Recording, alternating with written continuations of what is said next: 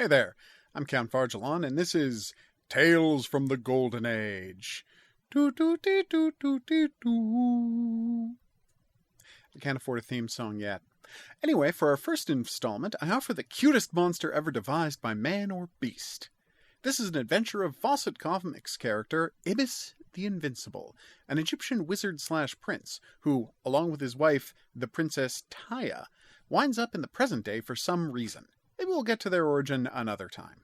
IBIS and Taya are at a party where a socialite loudly proclaims that she doesn't believe in magic. Later, dirtbag criminals Narpix and Belknap try to extort money from the socialite using black magic as a threat. She's having none of that and pulls a Roscoe on them. The goons retreat to their lair and visit the Dream Dimension, where they meet a guide who offers them just the creature to help with their extortion scheme. And here's where things get cute. This is the Nightmare, an awkward, gangly horse with a skull blanket and a skull necklace.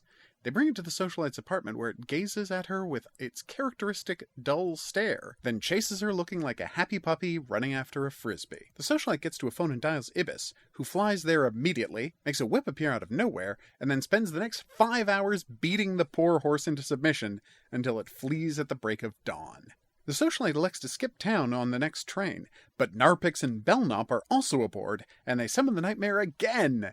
Naturally, IBIS is also on the train, and he, remembering how the horse had previously been frightened off by daylight, makes a sun appear in the sleeping car's hallway.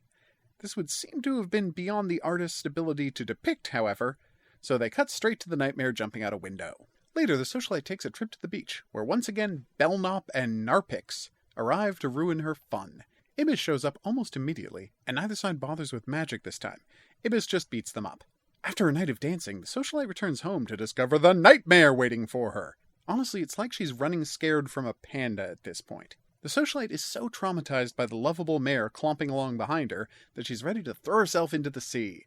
IBIS appears on the scene and lassos the Nightmare, then rides her into submission, which leads to a series of facial expressions that kind of puts me on her side. Finally, she's all tuckered out and surrenders for the third time before heading back to the Dreamlands forever. There's still Narpix and Belknap to deal with, however, but IBIS has a plan for that. Planting evidence. He magics a set of pearls into their hideout, then calls the cops on them.